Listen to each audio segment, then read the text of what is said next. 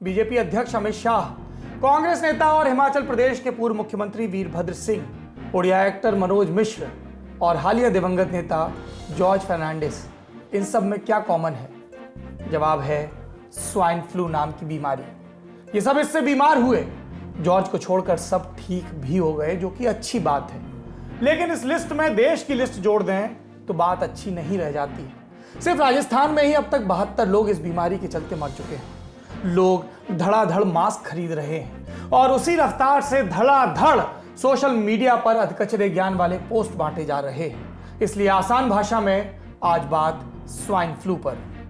पहला सवाल, swine flu पर अचानक इतनी बात क्यों? जवाब, नए आंकड़े आए हैं जो डराने वाले हैं। National centre for disease control यानी एनसीडीसी ने बताया कि देश भर में इससे 169 लोगों की मौत हो चुकी है, जिसमें 72 तो सिर्फ राजस्थान से हैं, जिसका मैंने जिक्र किया।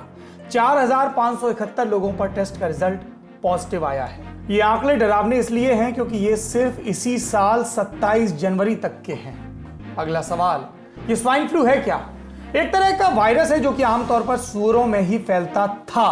आई रिपीट, फैलता था, लेकिन अब ये इंसानों में भी फैलने लगा है।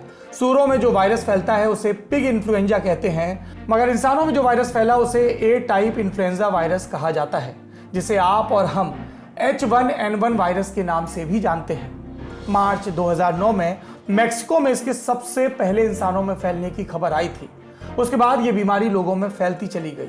हर साल नए आंकड़े आते हैं। एनसीडीसी के मुताबिक पिछले साल इस बीमारी से 1103 लोग मरे थे, जबकि 2017 में यह आंकड़ा 2270 का था। यानी कि मौतों में कुछ कमी आई है, लेकिन पूरी तरह से अभी बीमारी थमी नहीं है। अगला सवाल, कैसे फैलती है ये बीमारी? किसी को भी अगर ये बीमारी है तो खांसने या छींकने भर से ये वायरस दूसरों तक पहुंच जाता है। मतलब कि आपके थूक और बलगम में भी इसके वायरस होते हैं। जैसे आपने अच्छी किया, वो हवा में उड़ गया, कहीं पर गिरा, किसी ने वो सतह छुई, किसी ने आपसे हाथ मिलाया, तो उस तक भी ये बीमारी पहुंच जाती है।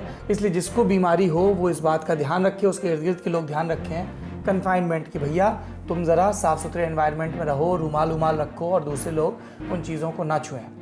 अगला सवाल, स्वाइन फ्लू के लक्षण क्या है?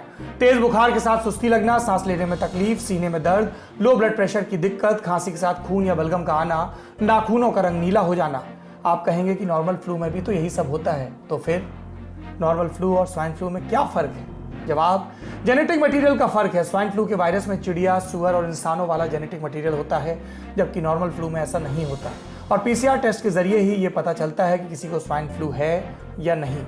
ऐसी स्थिति में 48 घंटों के भीतर अगर इलाज शुरू हो जाए तो मरीज आसानी से बच जाता है, नहीं तो लेने के देने पड़ जाते हैं। तो अगर आपको फ्लू है तो मेरी सलाह है कि आप पीसीआर टेस्ट करवा लें। ये जो लोग दिवंगत हुए हैं उनमें से ज़्यादातर केसेस में लोगों को अंदाज़ा ही नहीं लगा। उन्हें लगा कि रेगुलर फ्लू है, उन्होंने लापरवाही बरती या रेगुलर फ्लू का इलाज करते रहे और फिर दिक्कत हुई।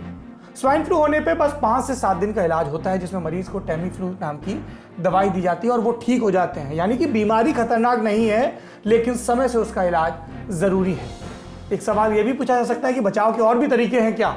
और हमारा जवाब बिल्कुल सीधा सा तरीका है, साफ सफाई। जी, गांधी जी हमेशा कहा करते थे स्वच्छता में भगवान का वास है।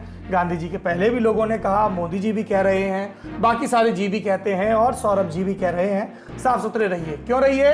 क्योंकि H1N1 वायरस स्टील और प्लास्टिक के बर्तन में 24 से 48 घंटे तक जिंदा यानी कि एक्टिव रहता है। कपड़े और पेपर में ये 8 से 12 घंटे तक रहता है। टिश्यू पेपर में भी 15 मिनट तक रहता है और हाथों में इसकी जिंदगी 30 मिनट तक होती है। अब जब आप लगातार हाथ धोते रहेंगे, साफ सुथरे कपड़ों का इस्तेमाल करेंगे, अपना रूमाल अपने पास रखेंगे, इन्फेक्टेड लोगों से दूर रहेंगे, तो फिर बीमार होने का सवाल ही नहीं। बाकी हल्दी मिलाकर दूध पीजिए, एक्सरसाइज करिए, प्राणायाम करिए, बढ़िया खाइए, तंदुरुस्ती बनाए रखिए, बीमारी आपसे कोसों दूर रहेगी।